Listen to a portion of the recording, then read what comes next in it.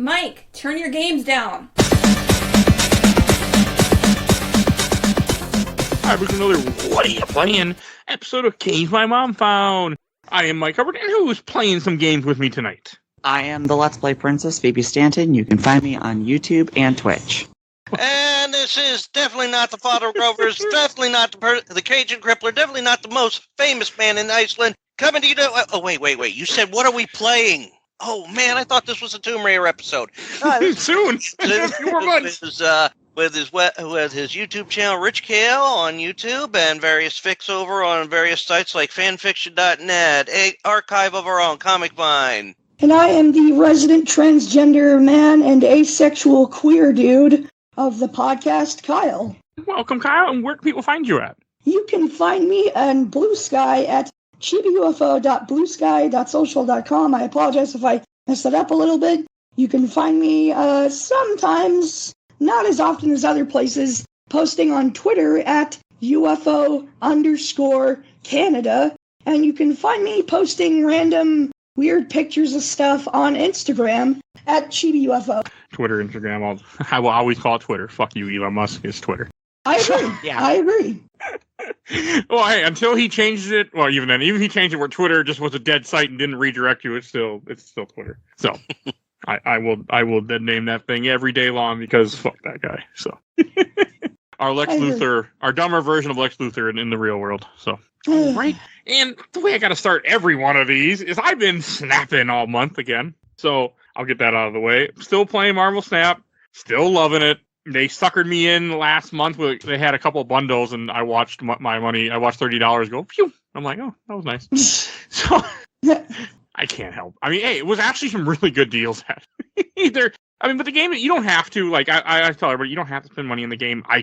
I love the game, so I give them some money when they give me good bundles, and I get cosmetics and I get cool shit. But the game is still fun. They keep addressing it. There was about a month. It was a nice month actually for me because I had where the Blob just dominated the game. There was a 2-card combo you could do where it was almost like play cards, win game, and I had both cards because I spent money on this game. So I had the 2 cards, and I was just going to town with my Blob deck. But they realized that it was an issue, and they fixed it. Which was the right thing to do. Still, they didn't nuke him. He's still playable. But like the game just is great. I mean, I keep playing. We're currently, oh god, what the hell? What season are we even in? I play every damn day, and I can't even remember. We're in Planet Hulk season, so we got a bunch of new cards. They put Meek in the game for all those that love Meek, which is probably not many. The little insect guy from the Thor Ragnarok movie. Oh yeah. So he's in there, and I like him. I got him. But they keep trying different things. They keep improving the game. They always listen to feedback. They make it that you can get a lot of the cards without spending money. I mean, I think you should just do the season pass if you're going to spend money in the game. Don't do what I do. I will always stress that. But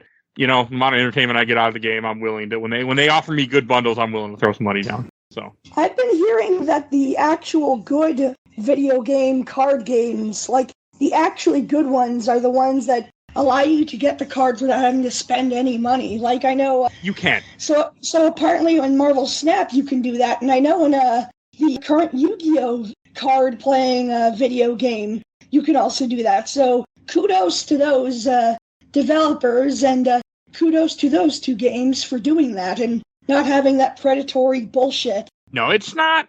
There's no gotcha system. I mean, there is a thing called Spotlight Caches where every week you have 4 different cards you can get from there, but one, they publish each month, like here's what's coming so you can save your resources, not to mention the fact that people data mine. We have all that information. I have graphs, or not graphs, but I have charts of what's coming saved on my phone every time so I can know, okay, I need to save up for this, or I don't give a shit, so I can just, not have to worry about it. Like little things like that. And they do a good job. The only thing that people were pissed about is they used to data mine the bundles, like the money bundles, to see what was going to be the value, how much you spend, stuff like that. And they took away that, and people are really upset. I don't personally care, because if they made the bundles more expensive, I would actually be happy with that, because then I wouldn't spend any money. So please, Second Dinner, make them over $15, $20 so I never look at them, because when they're $5 or $10, I can get suckered into it. 20, you're past that grab point for me where I'm like, okay, I don't need that. So Are you sure about that?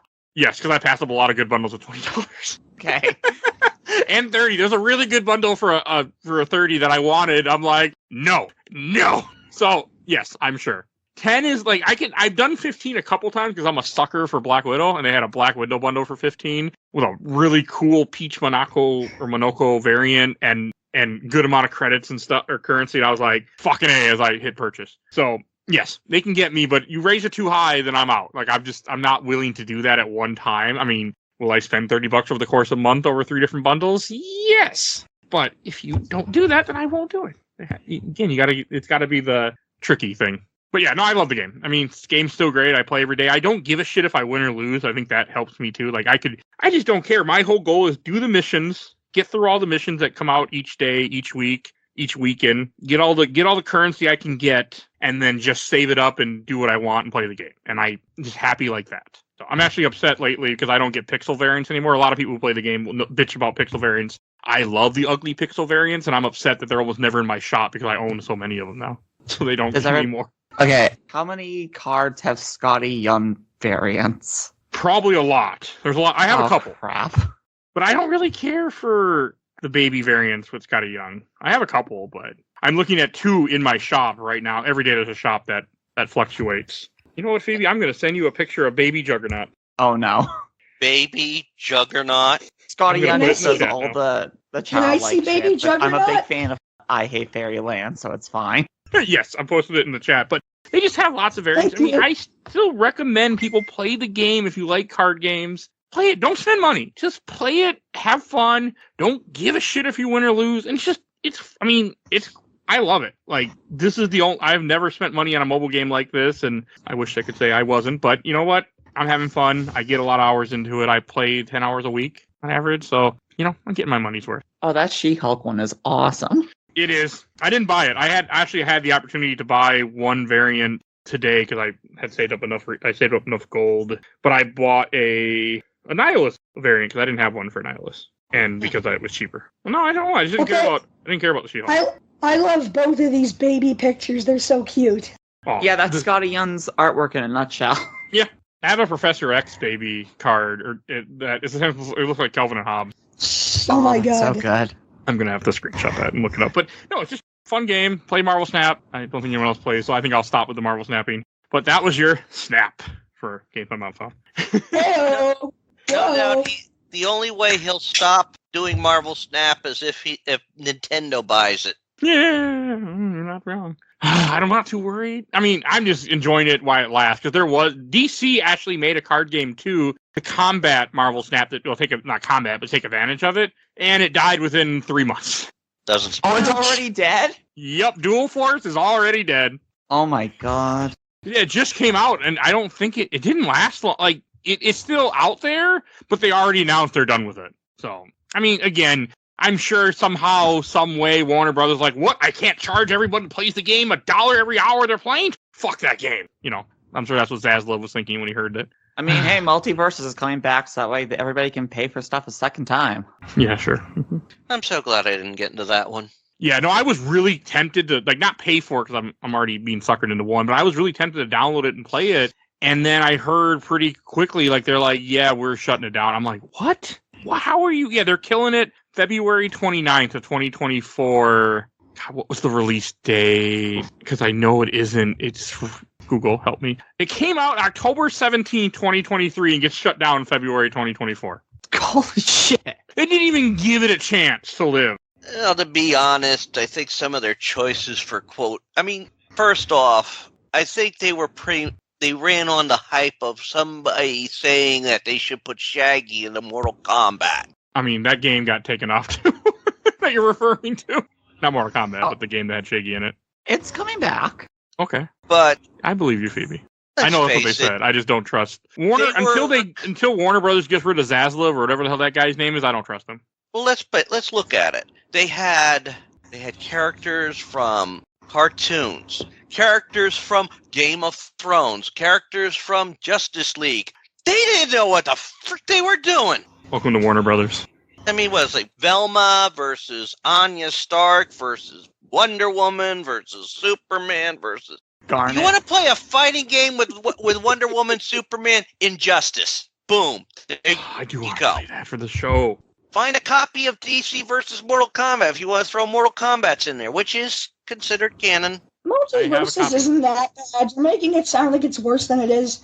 I played it and I thought it was alright. I somewhat liked it, but I thought the game controls were really fucking floaty and slippery. Like, it really bothered me. I just don't like Warner Brothers in general lately. I don't think they make good business decisions. It sucks because they have a lot of like things that I really enjoy, and they've, as a movie studio especially, they've put their hands behind a lot of like fucking legitimately great movies, and it's just like it really breaks my heart and like pisses me off and bothers me that like David Zaslav has just been so terrible as a CEO and like crapping on so many things that had so much potential. I'm sure it will catch up to him eventually. I'm just glad that we're getting one of them back because everybody boycotted the decision of turning Coyote versus Acme into a tax write-off. Well, they can't sue the actual person who put it in there that that Wile could never capture the Roadrunner and must always order from Acme. Richard, what is something that you've been playing?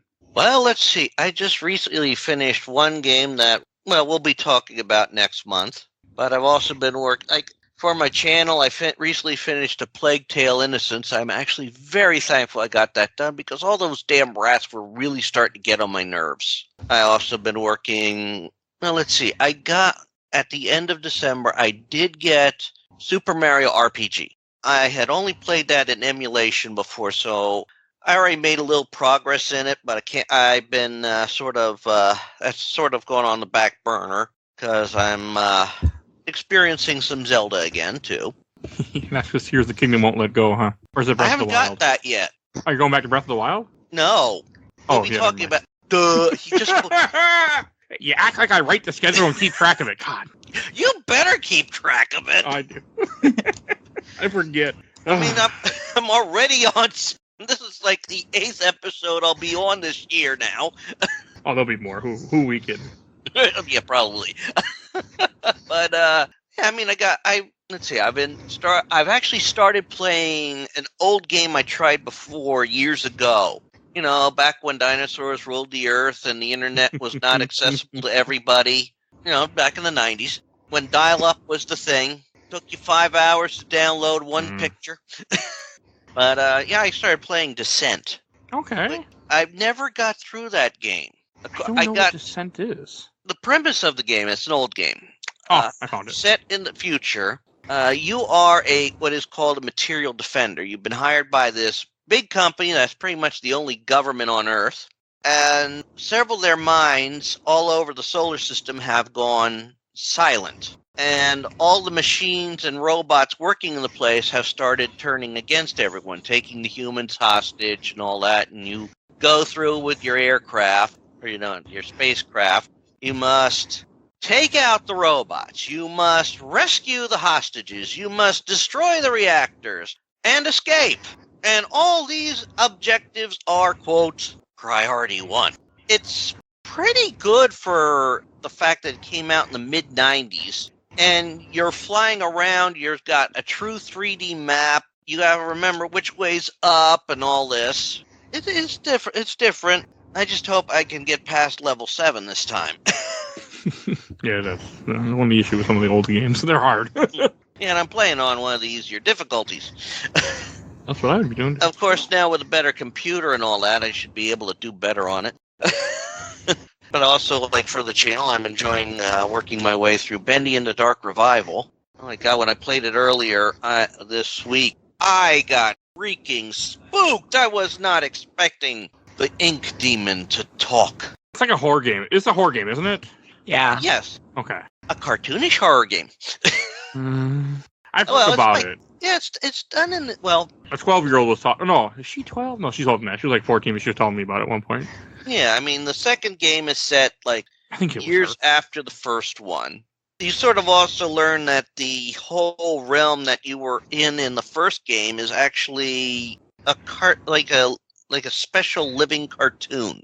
And you get pulled into it again. Your new character, Aubrey, she gets pulled into it by this rather strange fellow named Wilson, convinces her to help him start the machine, the ink machine, and now you're trying to get out. Man, I was not expecting that damn thing to talk. Yeah, this looks freaky, just from what I'm seeing right now. Okay.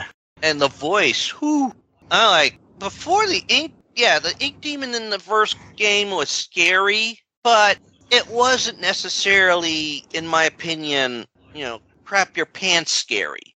Giving it a voice like that, oh my god, that scared me. That did startle me. I'm like, this thing can freaking talk now? When the video premieres, you'll be able to hear me say that, something like that at least. All right. But I'm also working my way through Tomb Raider Legend. Oh, I was gonna say I wonder why, but yeah, that's not for this show. Not yet. You're gonna get us playing that. I know you're gonna get me and Cody playing that. I am, because I want to replay that. So, Good yeah. game. It was. I played it a long time ago on a PS. Then is again, besides enjoyable. Angel of Darkness, find me a bad Tomb Raider game. Yeah, I plan to stay suffered away through from that. Angel of Darkness. I'm glad I finished it. It's now done. It's gone. I can say goodbye. Bye bye, Angel of Darkness. It sounds there. I heard that there is a book or somebody doing a book or did a book, and I'm like, that might make it, but they're also doing it for the planned trilogy, so I wonder what they got hold of. Are we getting a new trilogy? No, I said somebody's working on. Originally, Angel of Darkness was supposed to be the start of a trilogy. Oh. And somebody has novelized Angel of Darkness and is working on what would have been the other two games in that trilogy. Hell yeah. More Tomb Now- Raider. Well, there's the next month is the 1 through remastered of the first three games. They should have put 4 in there because Last Revelation's so good. Yeah, that was a fun one. All right. And Phoebe, what are some games that you've been playing? Alright, I have to pull a weird one right out of the bat. So this week, I played through the entirety of and S-ranked a free game on Steam called Kanagi Usagi. It is it is so fun. I hope that they add more to it or make a sequel. It is very much, you start out in this small little tutorial room, you fight a boss, learn the mechanics, and then you are just in a small hub area, very much like the ending of a Mega Man or Mega Man X game. There's 8 little shrine things you can go to. Each one is a door to a boss. Do them in whatever order you want. And then once you do the initial 8, a 9th one, which is the final boss, unlocked. How do you No. spell that? Kanagi, and then Usagi like Yojimbo Usagi. Yeah, that's why I thought that. I wanted to look it up and see what it was. So now you're probably already thinking, well, she said Mega Man. Does it play like a Mega Man game? No, this is 1-to-1. The boss fights from Sekiro. Ugh. It is All this it thing that is- you were talking about in Discord. Yeah, it is parrying, taking out their stamina meter.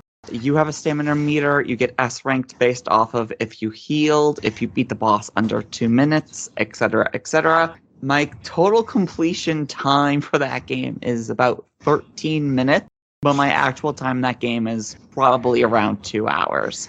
It is so fun though, and now I'm extremely excited to play Sekiro. Okay. Looks different.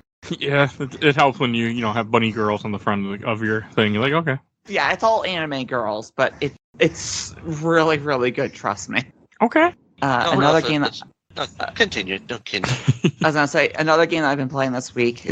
I played the demo for a game called My Father Lied. Right? I came home on Monday from work and there was an email from the developer going, "Hey, would you like to check out my game?" And it comes out later this year, but it's very much a point-and-click exploration puzzle game, kind of like what Myst used to be. But there are some quality of life changes that I have not seen in that type of genre so far that I hope AAA companies or companies that still make these type of games like Cyan Worlds take to heart. One of which is, if you've played a puzzle game, you probably know that the note system, once you finish a puzzle, your notes stay with you forever. So you'll have like 50 notes by the end of a Resident Evil game. No, if you've completed the puzzle, you don't need those notes anymore. So we're just going to delete them.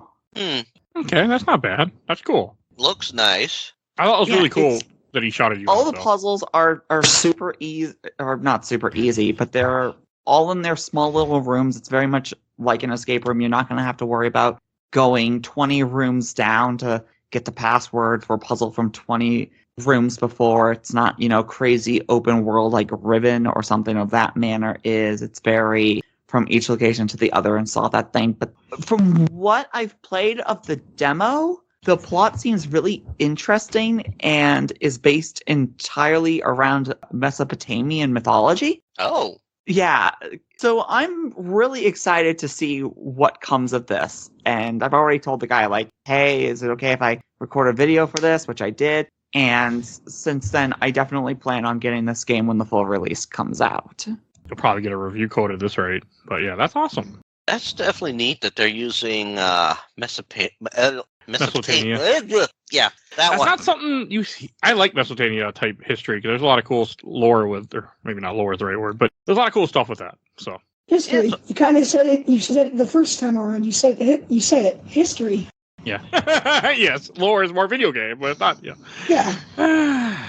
Okay. And Kyle, what is something you've been playing? Well, January has been kind of a weird and eventful month for me for being the very beginning of the year.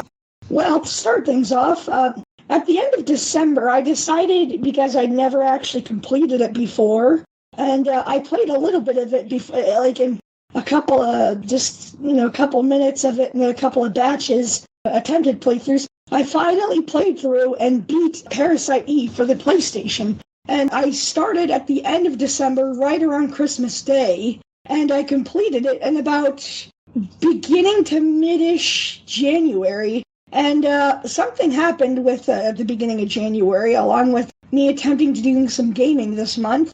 I got COVID, so hooray! That was fun, except it fucking sucked and I hated it, and I can't wait until it's completely gone from my body, and I'm going to advise everybody, get your booster shots and wear your mask. I know it sucks, it's not always the greatest, but I don't want any of y'all to get sick with COVID, it sucks. Anyways, right after I got COVID, about a few days in, I didn't really like sleeping, even though I usually sleep when I'm sick, because I was having breathing problems, so it's like, okay, well, I don't like sleeping at the moment, so maybe I'll see if I can have the energy for video games, and lo and behold, I did, and I managed to beat Parasite Eve while sick with COVID, and that was a nice little moment for me. It really made me feel accomplished, even while sick, so I felt like, hey, well, at least I can still play video games. So I did that. I just want to say I'm proud of you for doing that. Like, I saw your post, and I'm glad that you got to experience that game for the first time. No, of course, yeah, thanks so much. I played it before in, like, tiny little batches, but, like, I just never had it in me to really put the effort into completing it. So I was like, no, you know what? Fuck this. I'm 33. Let's get out on the road. Let's get going, So let's try to actually put the effort into this and see if we can beat it. Stop right there and never play 2 or 3, and you're all good to go. You should play 2. There is no third game. I like their birthday. The series is kind of sad. I don't know. It's such a shame, because that first game is so fucking good. Sorry, my apologies for my French, Mike. I know you don't usually try to have too much, cussing, but yeah, anyways. Okay, then, well, thank you. Anyways, the first Parasite Eve is so damn good. It's such a... once again, so damn good. Like, the combat is so much fun. Like, it doesn't seem like it's anything special, but it really is. And, like, your gunplay is really addicting. And, like, the way you can upgrade your weapons is also really satisfying. Just, like, playing with numbers and, like, putting shit together to make some sort of ridiculous, like, super gun. It's excellent. Like, it's so much fun. It's somehow, like... almost like 30 years later. It's not going to be 30 for like another good couple of years, but like, it's 20 something, years later. I'm sorry, I can't math. I'm stupid and I'm still sick. So, don't get on me. Please don't at me. I will cry. Anyways, yeah, 20 something years later, and it's still like extremely satisfying to do. Just really solid game. There's some flaws in it. I really feel like if Square Enix is really going to go with this whole boom of, like, remaking stuff, I'd love to actually see a full-fledged remake for Parasite Eve from the ground up. I think they could make something that's, like, damn good into a masterpiece if they do it right. Keep the satisfying gun combat. Like, don't change that. Add some more defense options for Aya. I know some people, I think, say Aya, but I'm pretty sure it's pronounced Aya. Add some more defense options for Aya, and maybe have some speed adjustments, too, for Aya's, like, running speed. Otherwise, like, the game is still really, really damn good. and I had a blast with it even when I was sick and beating it. That entire the last boss phase is, oh god. Oh god. Did you get caught in the hallway when the thing is chasing you? Yes, I got. So you know the horror of what they do to you then. I think everybody gets that at least once. Oh, god. I didn't. I got lucky a couple times. I had it happen to me twice, and by the third time I started back, and I'm like, okay, I'm gonna look this up. I don't fucking care anymore. I'm getting tired of this. So I looked up. I'm like, oh, okay, yeah, how to do that? Okay, you gotta push the thing. I'm like, okay. So I did that, and then I beat the game. Now, I haven't actually gone back for New Game Plus yet, but I'm going to. Okay. The game was fun enough to really warrant that, so I will report back. I'm going to try to do the Chrysler building. I'm going to see how far I can go in that. I'm not expecting myself to beat it, but I just want to see what I can do. Look up a guide, though, because I might. There's some confusing stuff to it. I've never done it, but I looked it up. Yeah, there's an extra story up there too, which is sad. I've heard it's really, really tough. So, like, I've already faced some tough stuff in that game. I played through in late December, early to mid-January. Yeah, Parasite Eve, and I loved it. Moving right along, I gotta be honest, I apologize. I actually haven't played much new games. I've been slowly working through Like a Dragon Ishin through Xbox PC Game Pass, and I really love that game. It's a lot of fun. I'm happy that Sega finally gave a samurai-based Like a Dragon game. They finally gave that a go over here, because I know they've been a thing since, like, PlayStation 2, like in the early days of Yakuza. So, the samurai? Yeah, like a Dragon Ishin. That's the samurai game. And there have been samurai Yakuza games before. This isn't the first one. This is the first one to hit North America. Excuse me, folks. I'm just taking occasional deep breaths. You're good. Anyways, yeah. Like a Dragon Ishin's still a lot of fun. I haven't beaten it yet, but I'm going to. I'm just taking my sweet time. I love just playing a meaty Yakuza game and just beating people up. It's fun. It's I always just really soak in those games. I really take my time. But it's a good game. Lots of fun. Let's see what else. I've been toying around with a couple of new emulators on my hand. I have a couple of different ways that I do retro games. I have some consoles. I have a Mister that I have, and I love it, and I've been playing around with that, too. A good friend of mine, who's a total sweetheart, was really sweet to me, and for my birthday got me a Mister last year, and I'm in love with it, and I love playing around with it and really just seeing what I can do with it, and it's been great. But anyways, one of the other things that I do use for retro gaming stuff sometimes is emulators. And I've been really looking at, like, what are the optimal, well, I would say optimal in quotes, like, what are the best emulators in the sense of, like, perfect emulation, and, like, do they feel good to me? And one of them that I discovered is a multi-emulator called Misen. Now, I'm gonna give everybody a possible content warning. The creator of Misen, it's a bit of a sad story. They went by the username BYUU. B-Y-U-U. Unfortunately, a couple of years ago, they took their own life due to some really bad online bullying. But what they left behind was, the multi-console emulator Misen. And there have been some fan re-edits to Misen to make Misen X. And I've been playing with Misen X, and I've been playing it through a couple of different games to test out the emulator. And one game that I've actually fallen in love with is another RPG, but it's an older game. It's for the Famicom. It did get a fan translation. In fact, its remake got a fan translation too. The game is for the Famicom. It's developed, well, it's not developed by them, but it's published by Data East. It's called Metal Max. I know what you're talking about. So the game is, now this is going to sound weird because this game came out before either of these franchises ever existed, but the game is basically like Fallout or Borderlands, but if they were a JRPG, like, it's a post-apocalyptic, like, Japanese role-playing game where you have, like, your battle screens and you got all that stuff, and what the basic plot of it is, like, because the game actually has a really simple plot. You're a, quote-unquote, a bounty hunter who's kicked out of his house by his dad. After he tells his dad, like, hey, Dad, I want to become a hunter, your dad's like, you're a useless piece of shit, get out of my house. Like, this literally happens. Like, his dad is really abusive, kicks him out of the house. So he starts his new life as a hunter.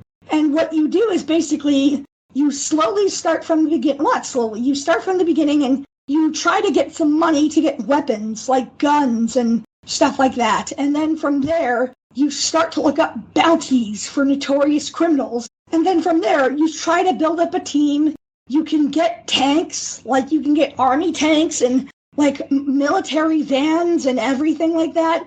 And then you start to form a team, and then you go after these bounties. And that's the game. Like, that's literally the game. And I've really fallen in love with Metal Max, and that's pretty much been the rest of my January. Okay. I've been playing a couple of miscellaneous other little games, just kind of random stuff, but like, since, like, not to sound like a broken record, but, dealing with the COVID stuff, I've been playing a lot of comfort food stuff. I've been playing a lot of the Marios, Street Fighter, just really good comfort food. Oh, and by the way, I actually started this in early December, but I'm really also taking my time with this as well. I've actually made a pretty good amount of progress in Super Mario Bros. Wonder, and it's fantastic.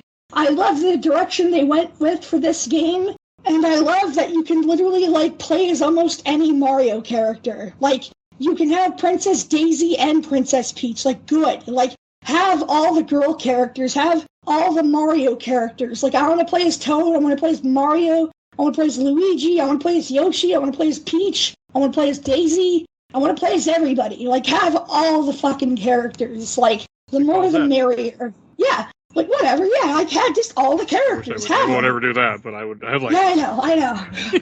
Maybe if ROM hacking comes into the scene, there you go. Oh, well, someday.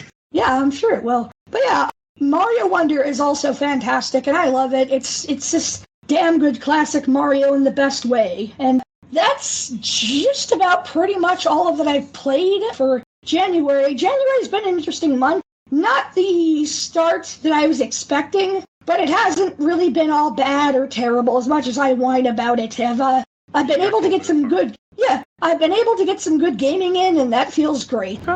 Always good to get gaming in. Agreed.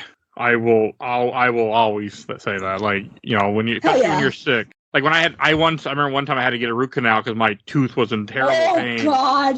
And I remember I stayed up that night because I couldn't sleep and just played Mass Effect 2. And that's always stuck with me to this day that I went and stayed up and played Mass Effect 2 all night. Oh, and Richard, what are some other games you've been playing? Do you anything else you want to mention? Well, I mean, like I mentioned some of the ones I've been playing. I mean, there's all the games I play for the channel are what I've been working on. Like I'm enjoying working on Risky's Revenge of the Shantae series. Those are great. Oh yeah, I mean, I played the third one first. And since then I hunted down. Well, let's see. I got two, and I got all the games except the first one on GOG. Right. Or maybe Steam. I have the last one on Steam. I'm pretty sure they're literally all on PC now, so you can play everything. I love. Well, that. Yeah, on PC, all you gotta do is find a ROM for the first game. Well, actually, you say that, but I'm pretty sure even the first game got, remade. I'm pretty sure it did get remade. No, it hasn't. What? Oh, okay. Never mind then. I'm sorry. Yeah, the first one, well, let's face it, the first game came out on the Game Boy Color just as the Game Boy Color's life cycle was over. Yeah. Yeah. I mean, you can play it on Advance. Yeah.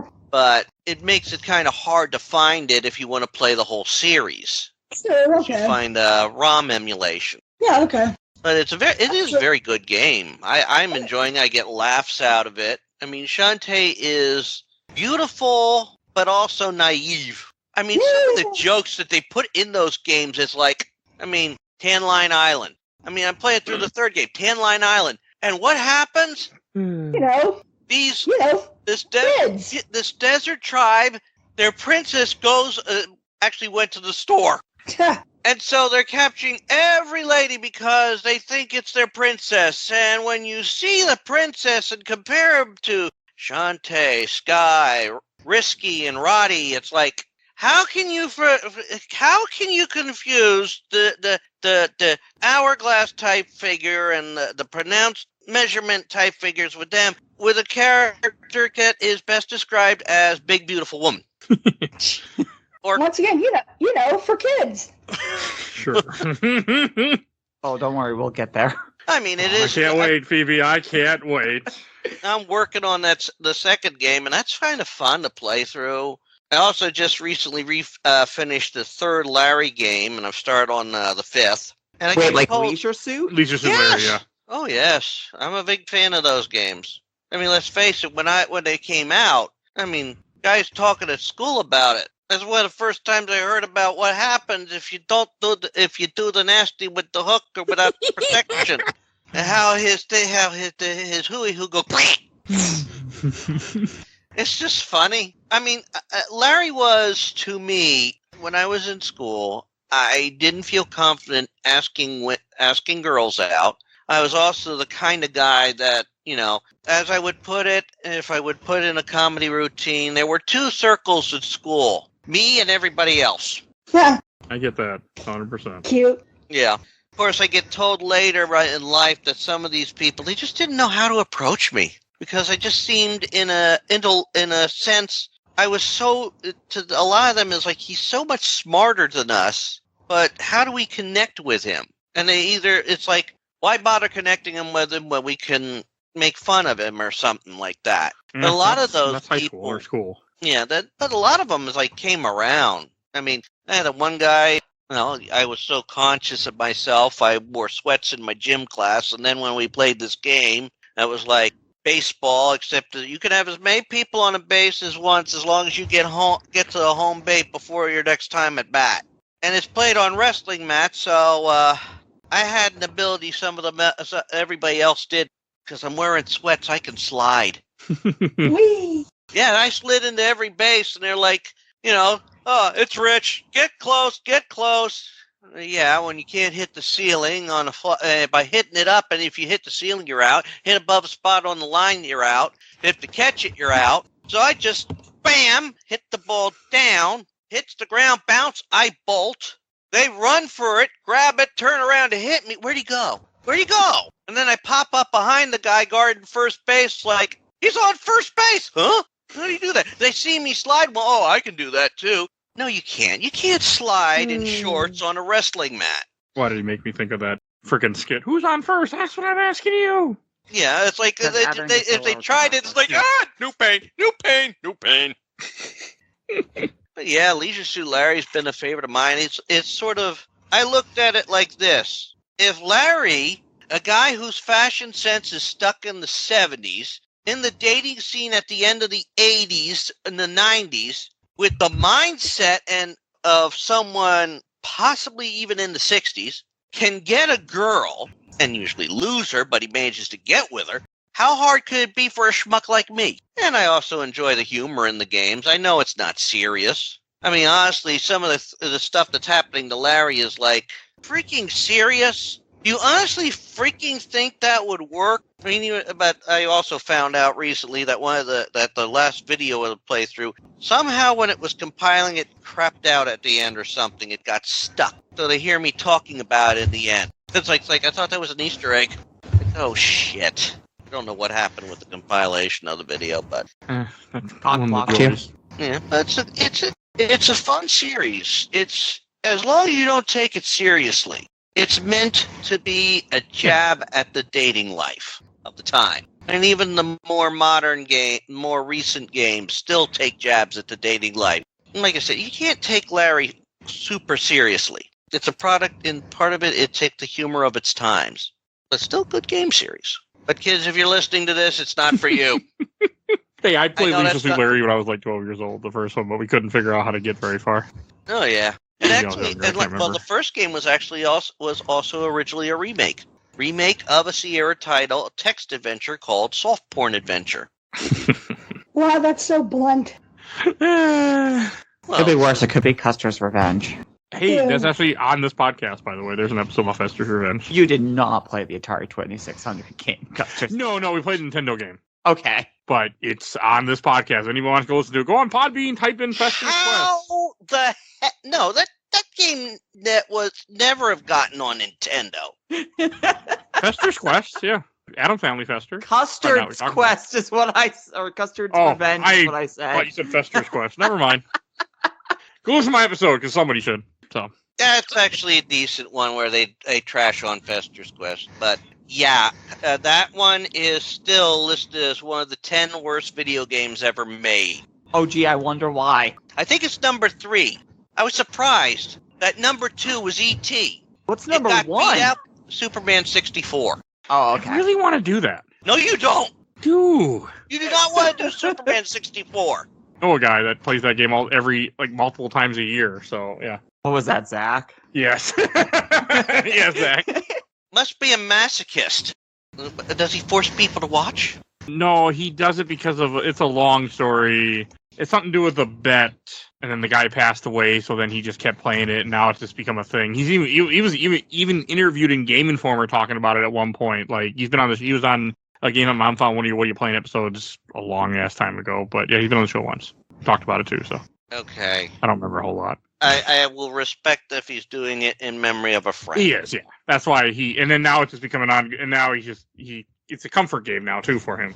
But no, I actually want to play just because I've heard such bad things. I'm like, I should play this and then talk about it. Any other thing you want to mention, Richard? No, not video game wise. Okay. Phoebe, do you have any other games?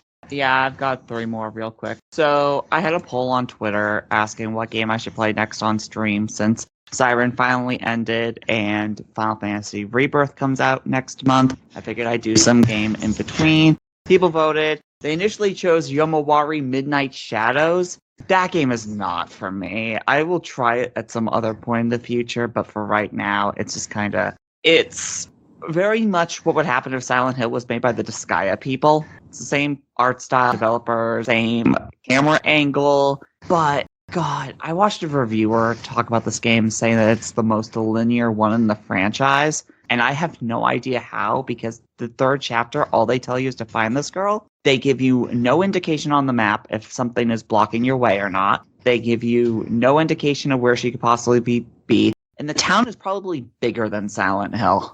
And then I was trying to go for a sub-quest in it, and the item wasn't spawning. I was just like, this is depressing me. I can't even figure out what's wrong with the game. The guy either lying to me or the game's glitching out, and goddamn. That being said, for the people who do Disgaea, wow, the tutorial of this game is fucked up. It just instantly starts you off with this. You are playing an elementary school girl, and the very first thing is, I'm very sad. This is like a journal entry from her school. Oh, I'm very sad my dog passed away. So the tutorial of how you're learning to use items and move stuff around is you are going on this forest path and playing with your other dog one final time before she decides to do something that you can't stop once you start it.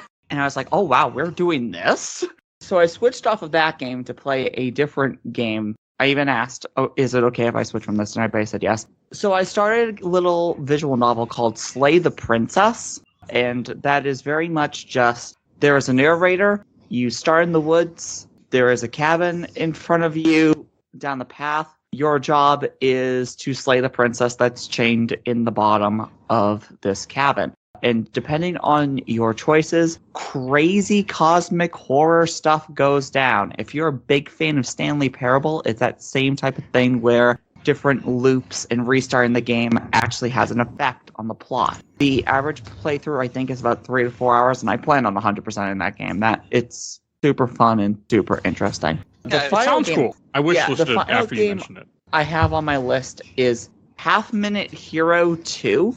Like the first game back on the Xbox Live Arcade, this is very much a series where each level there's an evil lord. They are doing their ultimate doomsday world-ending spell of destruction, but it takes 30 seconds to cast. And so within those 30 seconds, you have to level up your character, buy equipment, and try and fight the final boss. But your partner is with a goddess of time. So in villages, time stops, and you can pray to her statues and pay money, and she will reset the timer. So every level is very much a full Final Fantasy game within 30 seconds or more. That's It is definitely super, different. yeah. It's super fun. I like the first game the most, though. I don't know if the second game is gonna do what the first game did. It seems very open world, multiple level structures and quests within each map. While the first game was you complete a level and then there's a level select screen that's a map. And so you could actually bring equipment from future levels back to a previous level and kill the boss faster. Like in level 20, you might get a spear that instantly kills dragons. And level 3's boss was dragon. So you kill it instantly instead of leveling up and stuff, and that goes down a completely different story path, and a new branch on the map opens up. I'm kind of hoping something like that happens with the second game, but so far it doesn't seem like it. I remember Half Minute. I think Half Minute Hero was a PSP game at one point. It was a PSP game. Okay. And then they ported it to the 360, and it was super fun there. And now the sequel is a PC exclusive because the PSP is dead. Yeah. And the PS Vita's dead too, so... Yeah, which is sad because the Vita had a lot of great games, but a lot of them got ported over, like Danganronpa. I can't wait till Vita can be emulated on like a Steam Deck or something. I cannot wait for that. Is it not available yet? No, not really. It hasn't. They haven't gotten emulation down yet for that one. Wait, does the Steam Deck have a touchscreen? The front is a touchscrreen, yes. Okay, because I know the back of the Vita was. That's why I had to ask. Yeah, no, just the front of it is. So, I mean, it would be different, but still, I mean, the system's dead. I want to emulate, so. Fair. Yeah. Same with Xbox. Xbox isn't really there yet, nor is 360, but it's getting there for both. I mean, the Vita was a really competent console. It's sad that it went the way it did. Because it was better than 3DS, so... Not for sales, of course, but I think it's a better system. That can be debatable. Yeah, I know. I mean, let's face it. I mean, while you will diss Nintendo any chance you get, Mike. Mainly their price structure, but yes. Yeah. Let's face it. They were very with it when it comes to their technology. They didn't necessarily rush to get, quote, a color system out there because there were certain things that they knew they had to work out first, which is why some of the other color portables that came out so early in the run didn't do so well. I mean, let's face it, Game Gear was literally a battery eater, and if you catched it in the wrong light, which was most light, you couldn't see a damn thing. I know. I played it actually when I was fair, a kid. I knew someone that had one. The original Game Boy Advance is the same way. Yes. Oh, I had the original Game Boy Advance. But they worked on it because, let's face it, before the Game Boy Advance came out, they had Game Boy Color, which was just the next step. They managed to get the color scheming down so they could get past the 4 shades of green. Then they did the Game Boy Advance so they could add more controls and all that.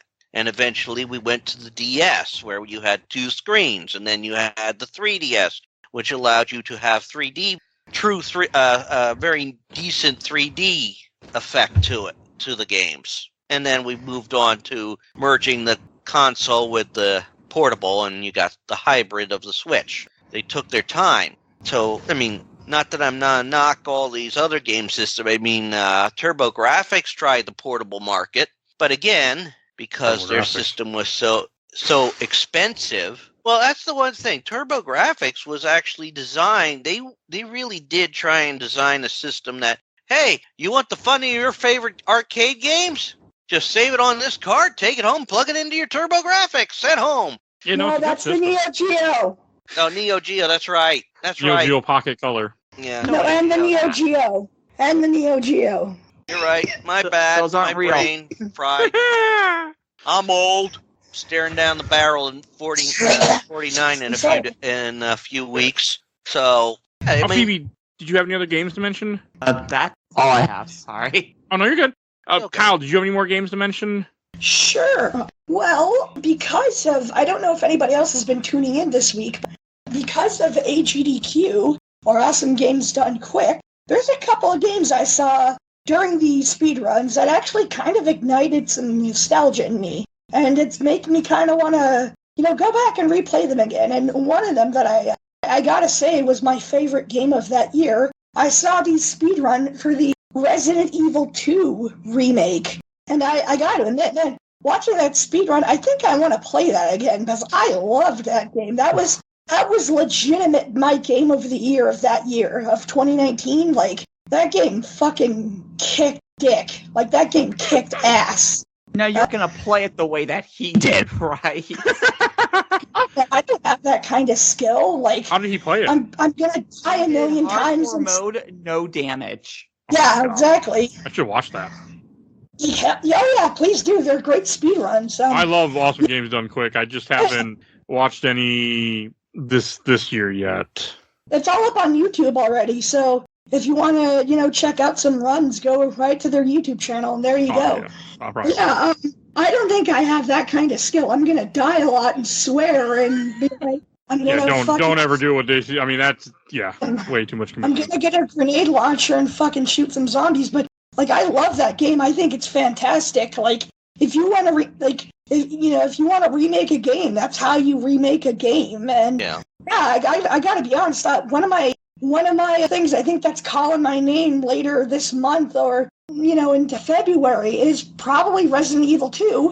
And at the end of January, something that I'm also pretty excited for. I don't know if any of y'all are feeling this. It's the release of Tekken 8, and I'm really excited for that. That's really good. I'm a little worried because, especially since I'm in Canada, game is $90 Canadian, so that's going to be a hefty buy for me. If I can, put the, my quarters together and everything, I might be able to get it and still, afford shit for the month and everything. So I'm going to see what I can do, but if I can, well, my birthday is also in March, early March, so I don't know if I can't afford it at the end of January. Maybe I might see if I can get it as a birthday gift or something. I don't know. I'll see what I can do. I'm sure I'll be able to get it. But yeah, I am super hyped for Tekken 8. I love Tekken 7. I had a blast with it when I played, and I still played occasionally. I've been meaning to buy it on PC because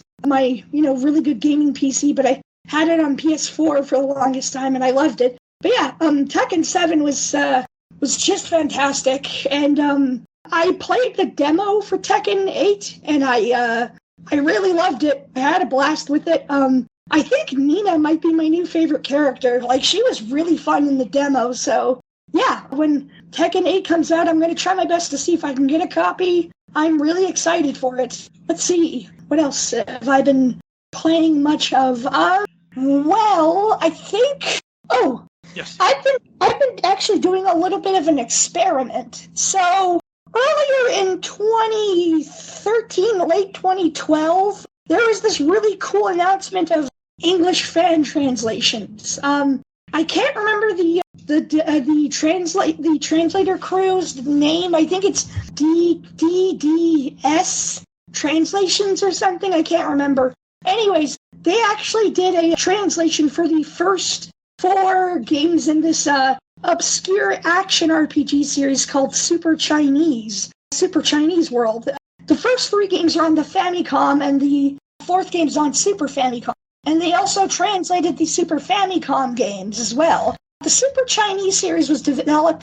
Yeah, the Super Chinese series was this really neat series of RPG games that are also beat-em-ups. And they're really clever and really fun. And I actually played through and beat the second Super Chinese game, which was the first game we got over here in North America, called Little Ninja Brothers. Well, I've been doing an experiment recently where I'm playing through both Super Chinese 2 and Little Ninja Brothers, our version.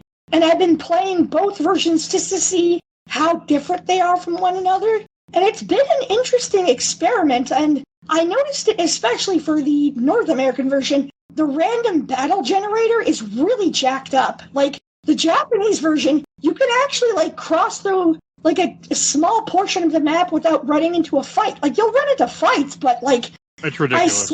I swear in the North American version, every 5 steps or so, it's a fight, and so you don't rent it. Yeah, and even on the easy mode, because there is an easy mode in both the Japanese and American versions, but even the easy option in North America is jacked up, and it's sad because the Japanese version is a really, really nice little playthrough. Plus, it's one of the very few JRPGs that's, get this, a 2-player co-op game. Mm-hmm. As you can fight a big boss in a Japanese role-playing game status screen, as in a fight, and you can play with a friend. You and a friend can play together in a JRPG. That's amazing. Holy shit, I love that. And yeah, anyways, I've been just doing little experiments with the series, and playing their English and Japanese counterparts for some of the games that came out over here. And it's been really interesting. It's just like seeing what they changed in the difficulty and seeing like if the translation is like really that good and seeing what they could do. And yeah, it's been a fun little experiment. Okay. Right, and I think that's everything for games. We're going to go on to TV shows and movies. So I have a couple things I want to mention quick, or at least let me pull up my list. One thing, I've been starting to go down a rabbit hole with watching YouTube documentaries about YouTubers. Like I watched one about Nostalgia Critic. I watched one about Pro Jared. That was actually very interesting to hear like what actually like the stuff about it. And one other thing I want to mention real quick is my furnace went out about a week ago. That was fun. And I live in Minnesota. It was like -3 degrees outside, and we had no heat for a little while. I was not happy. It gets cold, by the way, in a house where the furnace goes out. Yeah, this winter chill that we're in right now just sucks. It really Yeah. So, speaking as someone who lives in the Canadian Midwest, yeah. And but by the way, Mike, we also went through a really horrible cold snap. It was fucking awful. It was horrid. Like, I am so thankful that my apartment's heating never went out. And, like, even with my apartment's heating, I had to use a spare heater. It got that cold. It's just, I hate this crap. I hope it's just too cold. But I get it. I agree. I'm not too fond of it. Oh, shit. I just brought up my current weather. It's -3 out here. Well, we have right 18. Now, where I'm at, we are at 18 degrees Fahrenheit. 8 currently, and earlier it was -2. Feels like -4. Yeah. I hate Too that. fucking cold. We live in an apartment with like one of the worst water heaters ever. You get a 10-minute shower and that's it. I'm surprised you don't live at that place that you go to every day. Fucking, if they could, they would. They It'd be have like- the space to put in bunk beds. The only reason why they don't is because it would probably be an OSHA violation. Phoebe, you wouldn't want to rent a room above where you work? Just get off your shift and go upstairs, get a I nap will in and go back to work? fucking kill you, Mike. Richard, what is some stuff that you've been watching that you want to mention? For me, let's see. Well, I've been going down. I actually went down a rabbit hole here. I was one of the YouTube channels I found. Sort of like animated stories of people getting back at someone who really deserves it because of the bad treatment or stupid things they did, called Trouble Busters. I get a good laugh out of some of them, especially, but I get shocked by some of them too. But also been watching some British game shows on YouTube. Watched this one, not one I would watch regularly. It was called Tipping Point. I sort of liked some of the concept behind it, using those, like a giant version of those arcade machines where they pushes the coins down, if you know what I'm talking about. Oh, the classic arcade machines. Yeah, where you dump the coin in and then it hits a point, the thing pulls back, knocking some down, pushing some towards the front where it knocks them down, and it pushes them and it pushes hopefully others over a ledge and you win those coins. It's a clever idea, game show wise. Not sure it's one that would keep my interest, but another one I saw, which I found out is still running, is a British game show called Tenable. Team of 5 people goes on. Each one takes on this board. They have to get at least 5 answers on the board to earn money for the team. And it's kind of fun to watch because some of the questions they ask, some you won't know unless you're British, but others is like the 10 best picture winners of the 1980s. And also it's kind of neat because one thing I like about it is that the host is Warwick Davis. That's cool. Oh, nice. Yeah, he's got a good personality for a game show host, and it's a very interesting show. I mean, I could see it being a hit over here. They do it right. I mean, the trick, of course, is one, the team has to, of course, accumulate money, and then they have to win it. I mean, the 4 people that play first, they can be eliminated from gameplay. The last person, when they're playing, they can add to their pot, or with each time they hit, like if they get the first 5, they can choose to bring someone back or take money and keep doing that. Like the one guy, I'm going to have to bring her back because, let's face it, I'm of the age where I'm going to soon be looking at needing a place to stay because I need someone to take care of me. And she's the one who's got who gets the say in that.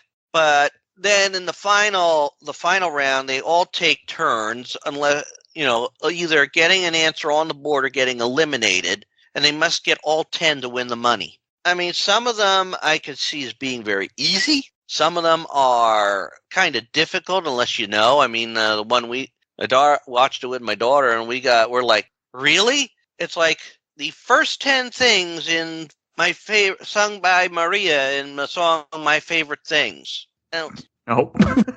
I mean, I've seen the sound of music many times. I know the song, but I don't remember. I No can Whispers remember on the Dead first Ends. 5, and that's it.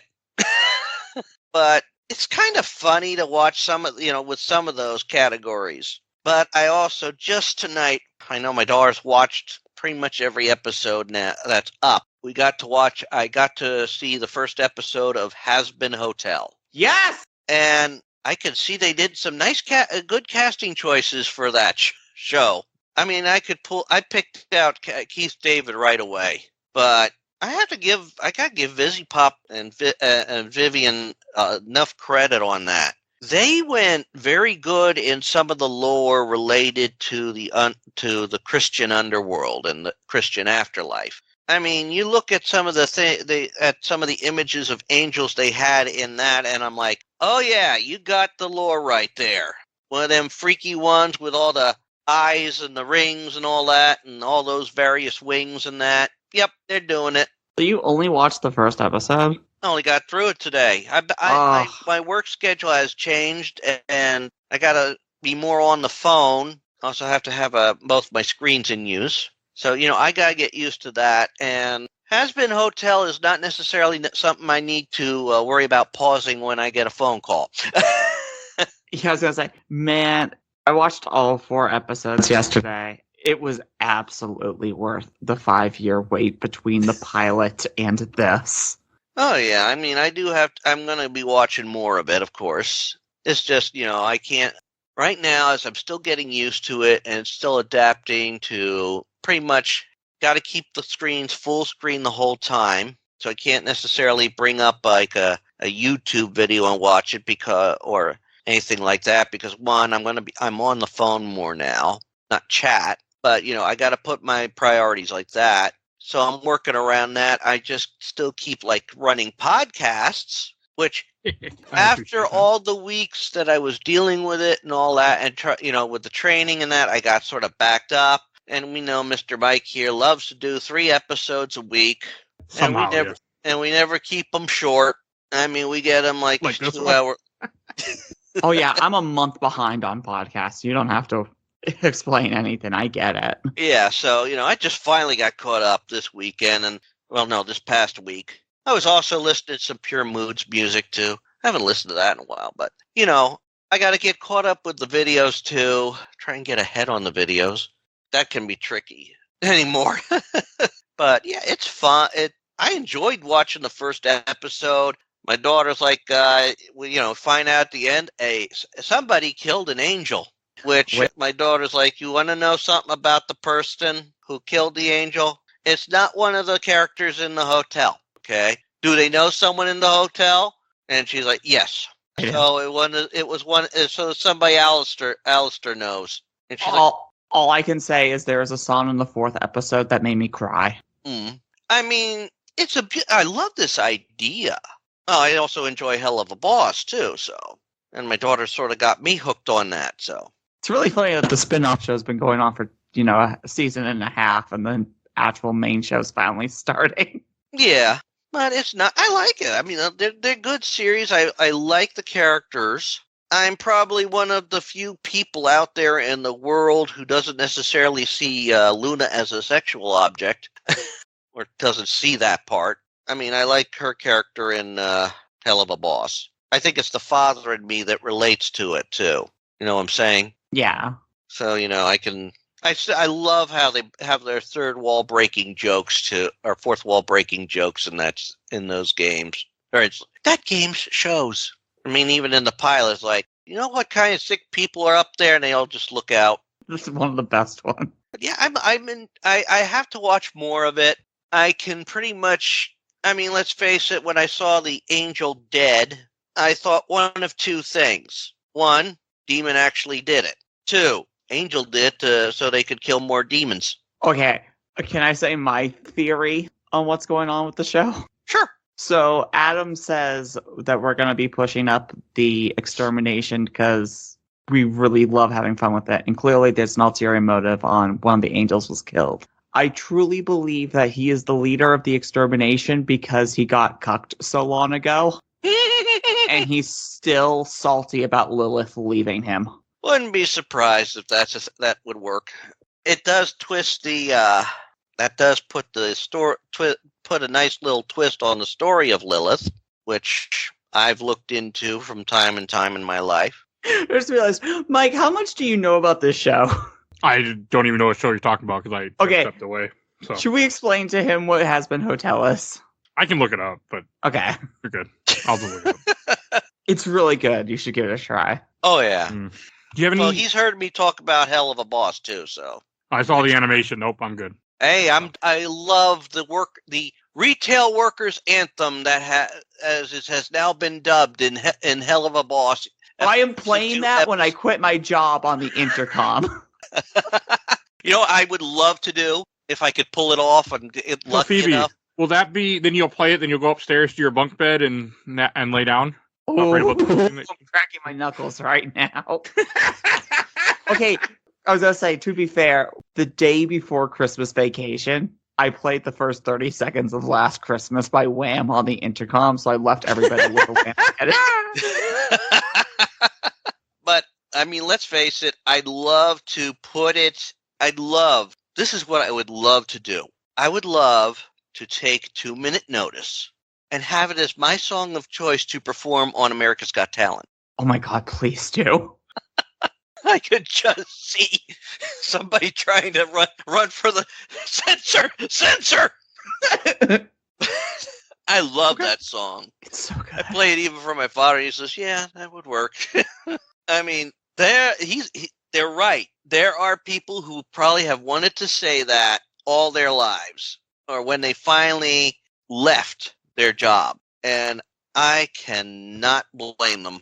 That is just a perfect song, especially after the retail hell that is the lead up to Christmas. Mm-hmm. Have you heard this song yet, Mike?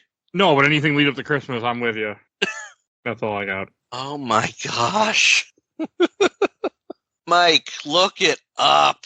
Look up 2 Minute Notice, Hell of a Boss. You will completely agree. I love, especially in that song, it's like I wonder where they have Mammon saying, I wonder what he's singing about, what schmuck this song's about, or something like that. And as Modius just pops his head, I was like, it's about you. Huh? What? And at the end of how that just ends, you can just, so many workers, you could feel their anger at their bosses in that song. And I just love to do that on a talent show competition live. And of course, I myself would censor the key words, but just, I throw in the actions too, flip off everybody.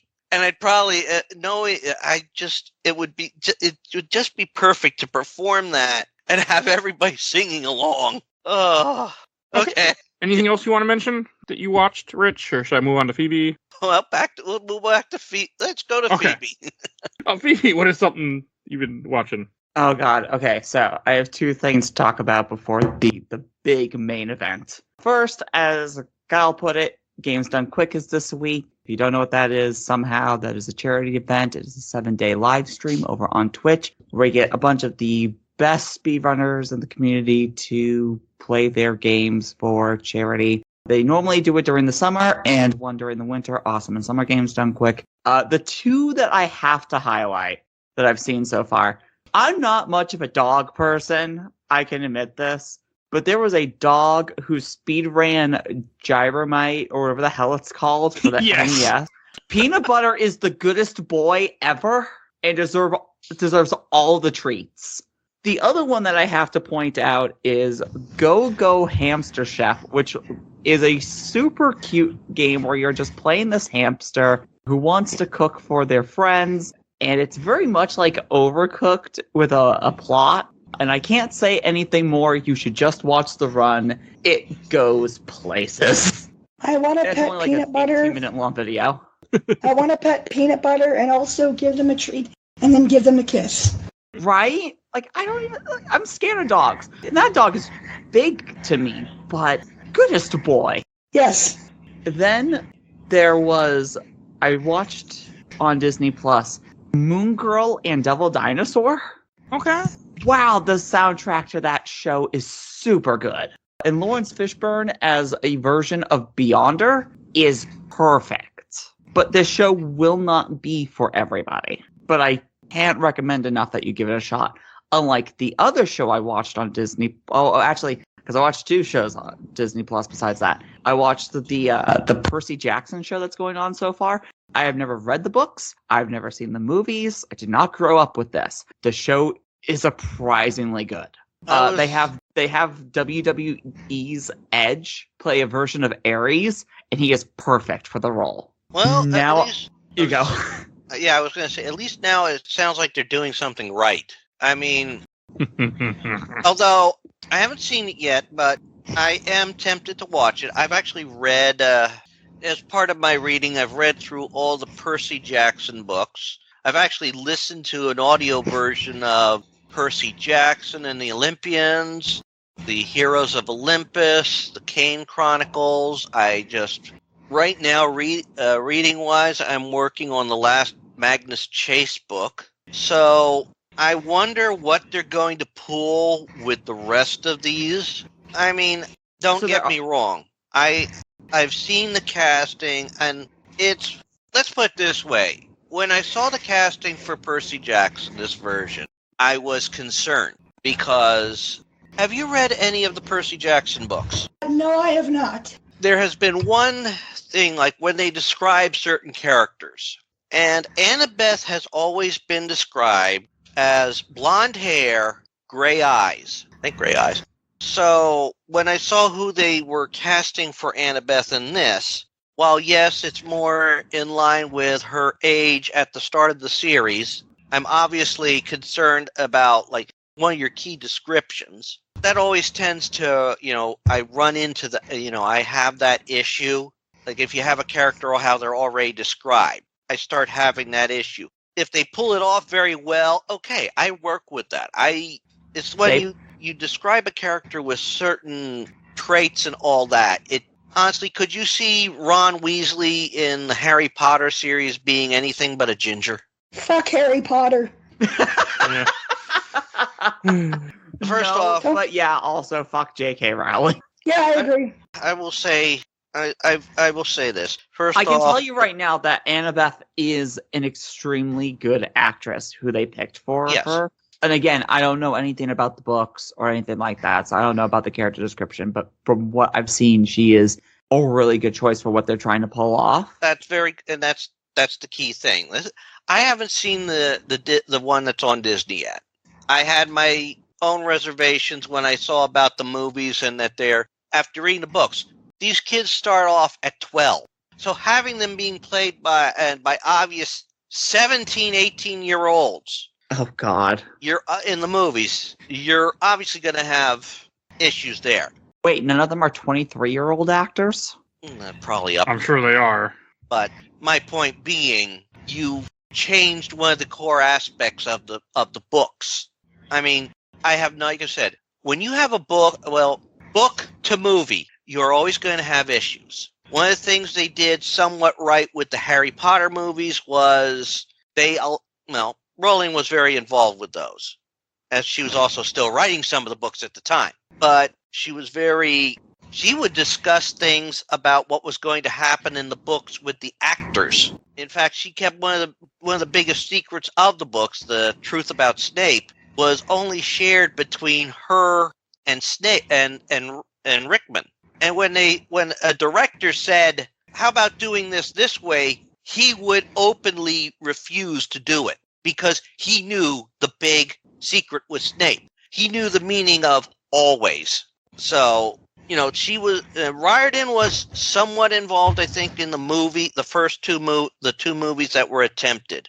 But they changed so many things, and I think that was a terrible thing to do. When I finally, got to reading the books and then finally saw the movie. So, hearing the audiobooks.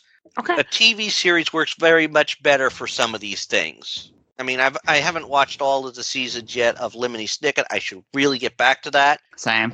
But, my wife passing away didn't help matters on that. I get that. So I think my daughters watched them. But, that also had more involvement from the writer, David Handler.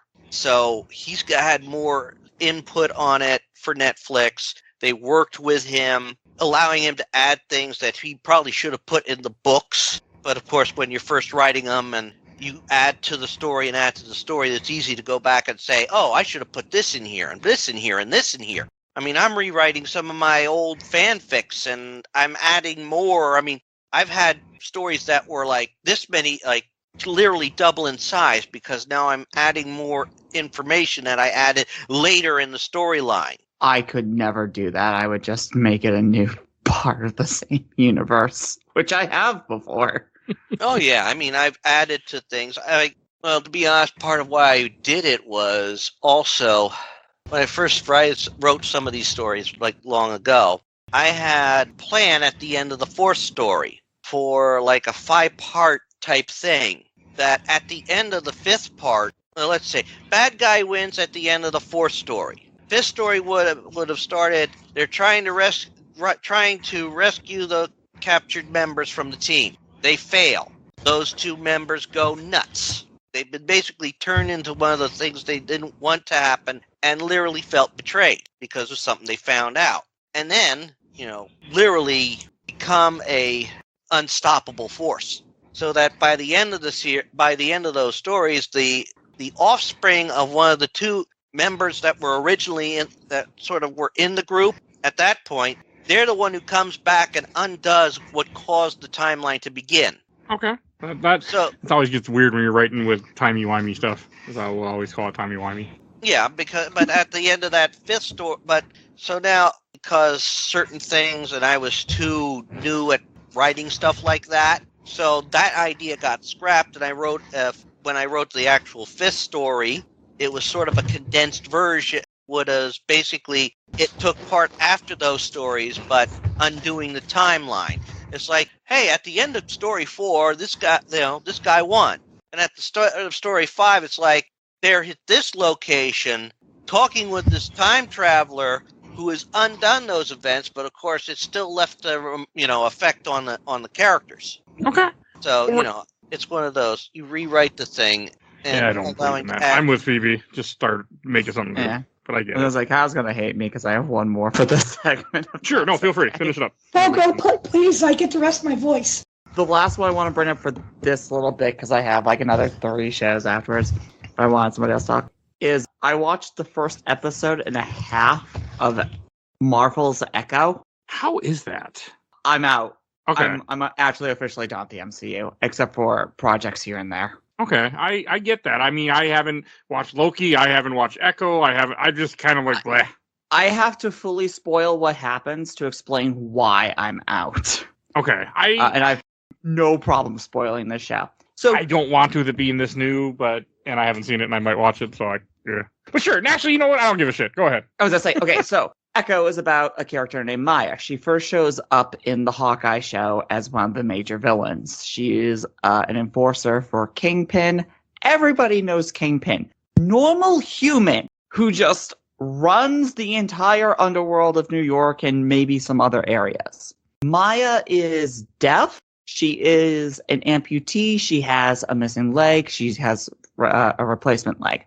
The actress is deaf and an amputee. I need to get that through everybody's heads first to point out that Echo as an anti-hero / hero is an amazing, or could have been an amazing role model for children born deaf, born with some missing limb, or who went through some other incident. Would have been awesome to show her just kicking ass and taking names as is. Within the first 5 minutes of the first episode, they do this weird flashback. Bunch of people with indents in their body and runes in a cave system, drinking mystical water, and then they come out and their skin starts peeling off to reveal new flesh, and they become one of the Native American tribes in America. And as soon as I saw that, I went, are they giving her powers? Are they just straight up giving her superpowers? I think she has powers in the comics, but I really don't know anything about her. Well, they don't show any powers in Hawkeye. They just show her kicking ass, and she's now an established character because she's in Hawkeye in a bunch of episodes. Yeah. But then the second episode, I'm halfway through, and she separates 2 train cars with her bare hand and has turned off the show. Because Kevin Feige just couldn't let it go. You had a perfect role model for a whole bunch of different people, and then you just went, okay, but she's also a role model if you were born with powers and are Native American. And I'm like, what the fuck is wrong with you? Just let her be the character that she was and let her kick ass as she was. I might watch it at some point, but we'll see. I've just been curious about the character, and now that I've looked her up, I'm a little surprised. I mean, she apparently debuted in 1999 in Daredevil. Mm-hmm. Does she have powers there? I have no idea. All species human. I don't mean anything. Well, I was gonna say, they don't seem to make her human in this at this point. Which again, like they show first episode, they have an amazing fight scene where she fights Daredevil. And Yeah. sure, he's an enhanced person, but her main villain throughout the show is Kingpin, who is not. That is not completely accurate. Unfortunately, he's human, but he's supposed to be known as being like just super strong and stuff. Like that is from the comic. Yeah, He goes toe to toe with Spider-Man sometimes. Like he's strong. Well, yeah, he's a major Spider-Man villain in the 90s and in the comics, sure. But within the MCU, they haven't established that he has any crazy powers. He's just resilient and willing to take a hit because of the trauma he's been through. He just keeps pushing through. well, Fisk is a big character, and that's one of his. You look at Fisk, you see a big man like Fisk. Your first thought is you're seeing a big, heavy-set man. No. Rip a door off a car. Yeah, he's strong. That weight, that's not fat, that's muscle. So he is strong. He is very strong for what he is. He is not a super-powered being. He's muscle. It's a deceptive look when you look at him. You think, guy goes to the big and tall store because he's big. It's like you have one to think. I could easily see Spider-Man quipping, "Shouldn't you be in a muumuu?" And Phoebe, there's another show that you have to mention that I really want to hear about. Oh, I was gonna say I have 3 other shows after. Oh, feel free to knock them out. Okay, I have permission. We're doing Joe's Anime Corner. Joe's Anime Corner. Just he's not here right now. So he just pops like, hello. Right? That would be amazing. Love you, Joe. So I have 3 animes. The first one is called Frieren, Frieren. It is about I want to say she's 500 years old. She's an elf. She was part of the adventuring party that defeated the demon lord far back like 80 years ago or so. The first episode establishes what the tone of the show is because it's her and the adventuring party, the hero, the obligatory dwarf, the obligatory healer, priest, whatever you want to call him. And every 50 years in this world, there is a meteor shower. They're called the Era meteors, like ERA. And they go to see them as a celebration party to defeat the sky. And she's like, oh, well, I know a perfect place to view this. I'll see you again in 50 years. Because to her, 50 years means nothing. And so the whole point of the show so far is her and a new party that she is slowly building are traveling north to find this place where you can actually talk to souls and everything. They call it heaven, but you'll watch an episode and it'll be 27 years after the death of the hero, and then the next episode is like a 2-year time skip. The whole point is that you're seeing these human connections, these emotional connections happen between characters, but with completely different ideas of how time works in a way. Because again, she's going to outlive all these people. Elves in this universe live for thousands of years, and she's building a party of like an 18-year-old mage that she's training, that she's known since she was 10. So they have her join, and then it'll be like an 8-year time skip for the next episode. So it's really interesting. It's really good. The second show I have to bring up is Pluto. I only got halfway through the first episode today. It is so far fantastic. It is based off of a manga that is a retelling of a story arc from the original Astro Boy, but it's done more as a drama and crime noir. You're not viewing it from Adam's point of view. You're following an Interpol detective, or Europol, I think is what they say. But you're also seeing some of the key characters from the Astro Boy universe in different formats. Like where I finished right now, North number 2, who's known as Monar in some of the canons. They're like a 6-armed beetle person. He is currently a butler for a former composer who did a bunch of scores on movies and is now super rich and very jaded, very blind. And the guy is telling him, "You're just a weapon. How dare you?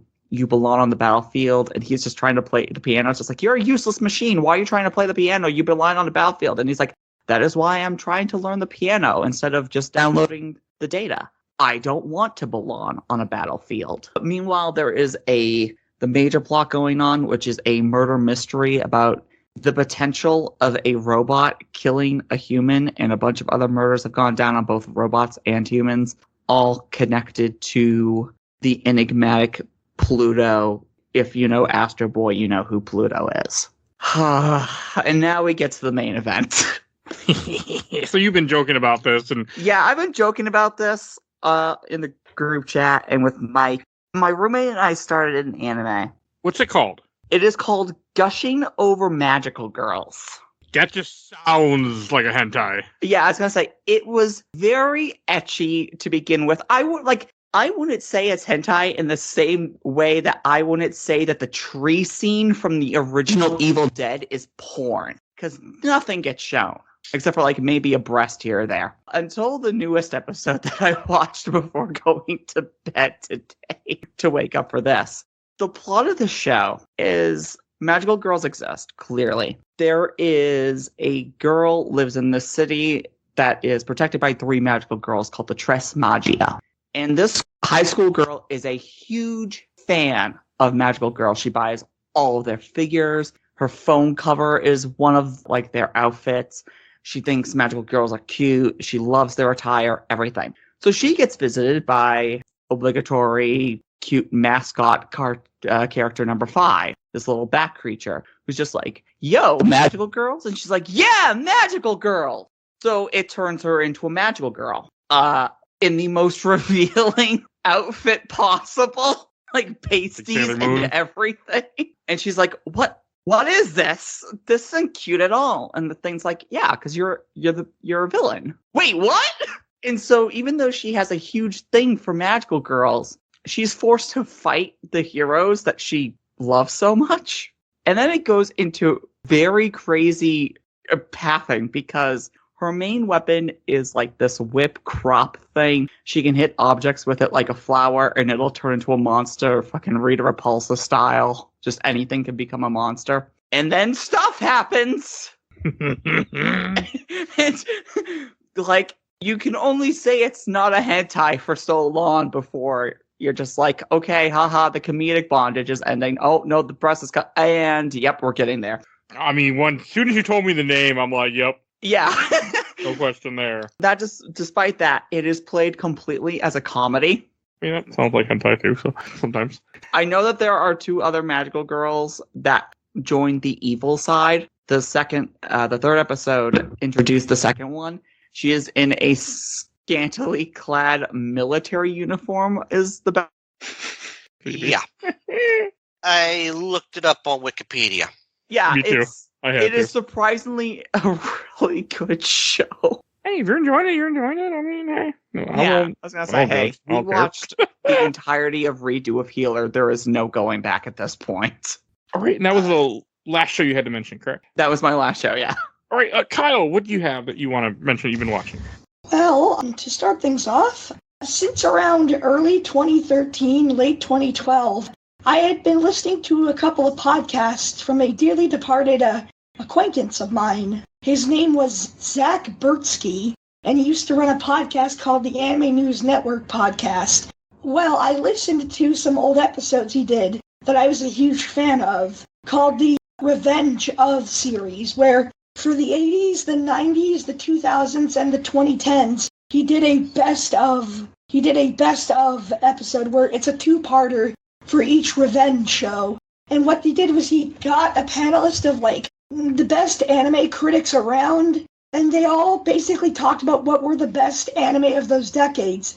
And that really lit a fire under my ass to like that lit a fire under my ass where it was like, for a while it's like, okay, I love anime, but I'm not watching a lot of it. And I'm like, do I love anime? And then it kind of scared me because I've always loved anime. But like, I've been kind of doubting myself and I was starting to scare myself. And then once I listened to those episodes, that like lit a fire under my ass where it's like, oh fuck, yes, I do love anime. I really do love anime. So I decided to go on a bit of a passion binge of anime and just watch new stuff and watch stuff that I've always loved. Well, that had been going on throughout 2013 for me. And my latest couple of anime things that I've been watching have been a very recent anime directed by a favorite director of mine. His name is Morio Asaka, and he's a director for a couple of different series. He's done series like Cardcaptor Sakura, he's done Nana, he's done Gunslinger Girl, he's directed My Love Story, and he's also directed a big popular series of for a lot of shoujo fans called Chihaya Furu, which is a sports anime. It's a card playing game where each card has some Japanese written on it, and you have to make like a complete like poem out of the cards, and it's a real life thing that happens in Japan. Anyways, I finished off his most recent series called My Love Story with Yamada-kun is at level 99.9. And this series is about a college-age girl who gets dumped by her boyfriend and she's really depressed. But she still likes playing this. Her and her ex-boyfriend were big fans of this online video game, and she still wants to play. Well, after a couple of days of playing, there's a local meetup for players of the game in her neighborhood, and she bumps into one of the best players of the game. And slowly but surely, they both start to fall in love with each other.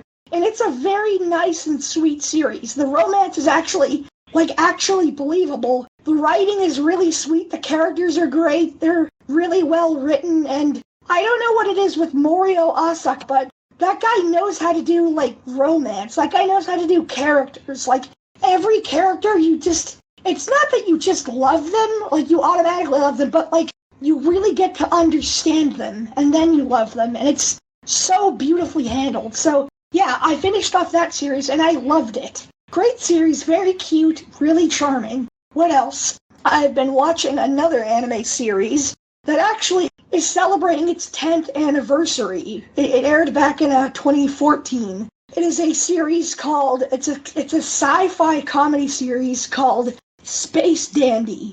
Is that 10 years old?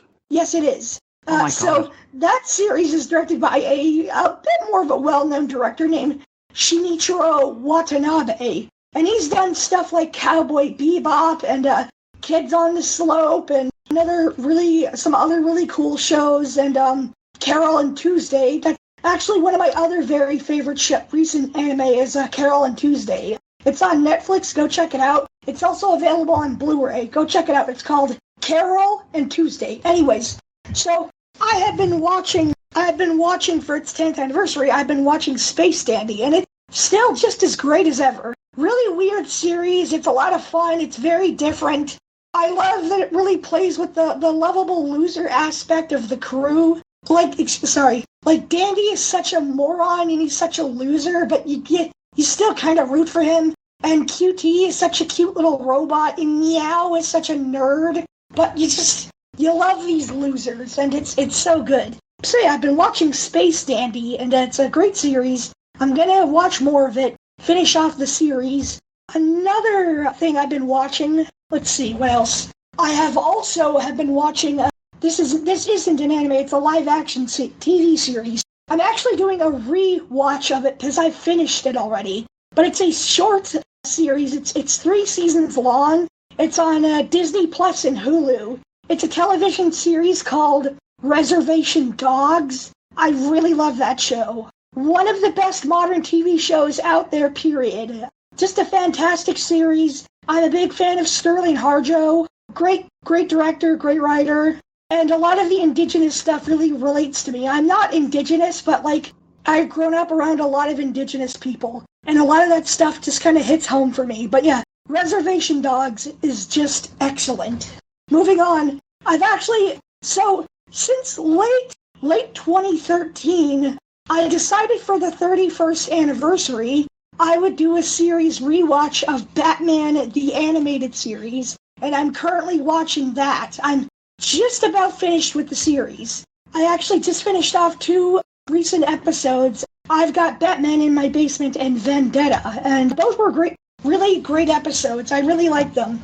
And then for some movies that I've been watching, to celebrate its 30th anniversary, I recently watched the Jonathan Demme film Philadelphia, a really good legal drama about a queer lawyer who gets fired because he has AIDS. Really powerful movie. Tom Hanks won the Best Oscar for Best Performance in the movie, and Denzel Washington's also in it. He's great too. Great, powerful movie. I really enjoy it. Really solid movie, just really powerful.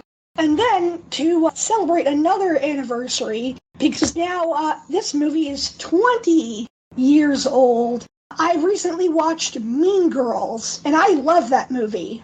Mean Girls is one of my favorite teen movies. I'm not the biggest Tina Fey fan, but I think she fucking nailed it with Mean Girls. Mean Girls is hilarious. Lots of quotable lines. Just funny characters. Funny dialogue. Just really, really good movie. A really big fan of it. But yeah, Mean Girls is turning 20, so... And plus, the musical is out now in movie theaters, so I decided, yeah, I'll watch Mean Girls again. So that's a little bit of what I've been watching. I'm not sure what I'm going to watch next. Probably going to work on some of the stuff I'm currently watching, Space Dandy and Batman, and I'll probably just go off from there. But yeah, that's what I've been watching so far for the past month and a half. Okay, I have a couple things I didn't mention, but I'll keep it quick because I want to wrap this up. I've been watching Medium on Paramount Plus. I finished season 3, 4, and 5, and I'm on 6. That show is really damn good. So yeah, if you never watched it, it's worth watching on Paramount. I've only ever watched 1 episode of that show. I hated the pilot. I thought it was garbage, and then I ended up not watching that, and then my wife kept watching it, and I got along. Episode 3 or 4, I sat down and watched it with her, and yeah, that was 5 seasons ago. So highly recommend it. Yeah, the other thing what were you gonna say? No, the only episode I remember watching it had Kelsey Grammer on it as the Angel of Death, I believe. Oh yeah, that's a good one. That's a really good one. I also watched a Bubba Wallace documentary. He's the only black guy currently in NASCAR. That's really interesting. That was really good. That's on Netflix. And for some reason, I have a weird fascination I watched season 5 of Car Rust to Riches. It's about Gotham Garage, which is a garage in California. They make custom cars. I really like that show. I watch these seasons. It comes out. It's on Netflix. It's fun. I don't know. I mean, I know a lot of it's probably scripted, but it's fun. So, and last thing to mention, we can talk about if you guys have seen it. I went and saw Aquaman: The Lost Kingdom in theaters. Nice. I enjoyed it. I know it.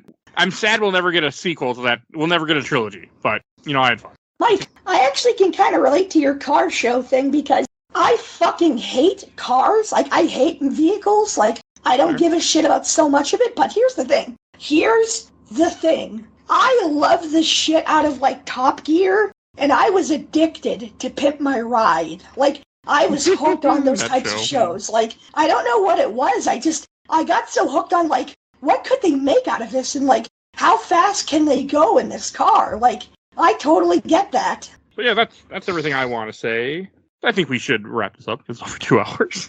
Somebody has to edit. So first, Kyle, where can people find you at? Okay, well, you can find me on Blue Sky at chibiufo.bluesky.social.com. You can find me occasionally, sometimes on Twitter, at UFO_Canada.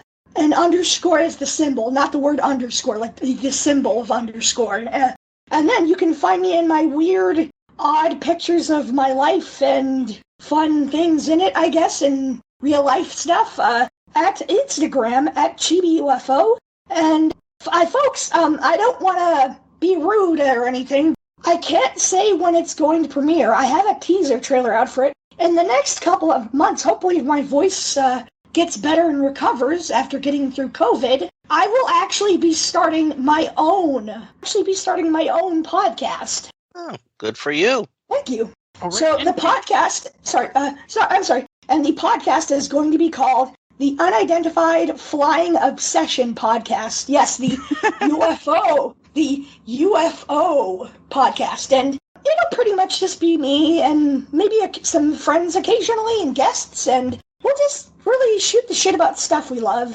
I know that sounds a little cookie cutter, but I have some plans for it. I want to, spread some positivity about stuff. Like, I know it's easy to dunk on things, and I appreciate creative criticism when it happens, and I appreciate, critics. But yeah, like, I just, I want to gush about stuff with people. I want to get to talk about stuff. So yeah, I can't put an exact date on when things will premiere, but hopefully within this next upcoming year. So hope you tune in, folks. All right. And Phoebe, where can people find you at? You can find me over on Twitter as the LP Princess, on YouTube and Twitch as the Let's Play Princess. I do have a Blue Sky. Don't remember what the hell it is, because I will jump on to that once Twitter is officially dead.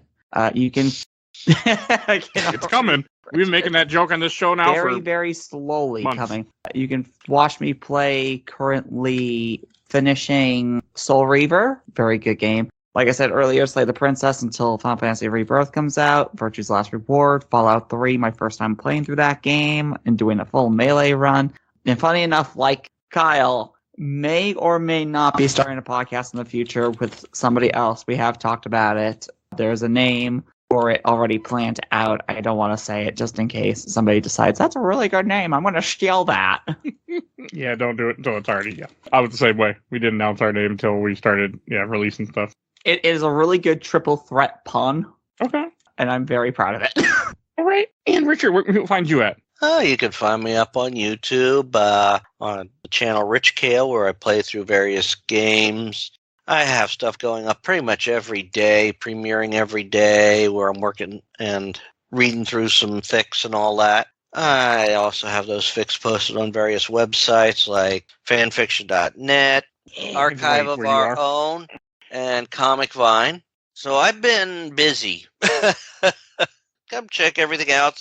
Check out the YouTube channel. Subscribe. I greatly appreciate it. You might find a game that you may not have heard of or seen before. And you can check it out. Check out anything I play is pretty much, you get my actual reactions. Okay. Come check everything out. All right. And if you enjoyed this episode, there were 550 other episodes of this podcast. You can find everything we do on Podbean. You can search, just type in Star Wars, type in Batman, type in whatever you want. You never know. And we do cover movies, comics, TV shows, all sorts of stuff, whatever people convince me to talk about with, or I convince people to talk about with. So check out our giant catalog. If you want to support the show, we do a Patreon. If Little Dog vote in our Patreon poll, you will see in the link in the show notes for that. We also have a Discord. Please join our Discord. We're always looking for more people to chat with. You'll see a link in the show notes for that, too. Want to give a shout out to my awesome intro and outro courtesy of Elena at Hell Has Fury. You can follow her on Twitch, TikTok, Instagram. You will see a link in the show notes to her link tree. Definitely go check her out. And want to give a shout out to Gamer Looks at 40 with Bill Tucker, who's been on the show many, many times. He started a podcast 2 years ago. Definitely go support him. And check out Nomads of Fantasy Network podcast that I work with. And please follow us on Facebook, Instagram, Twitter, Threads, TikTok, YouTube, audio only. But you can find us on all those platforms. And I think that's everything I need to say. So we will see you guys all next time. Bye, everybody. Bye. Take care, everybody.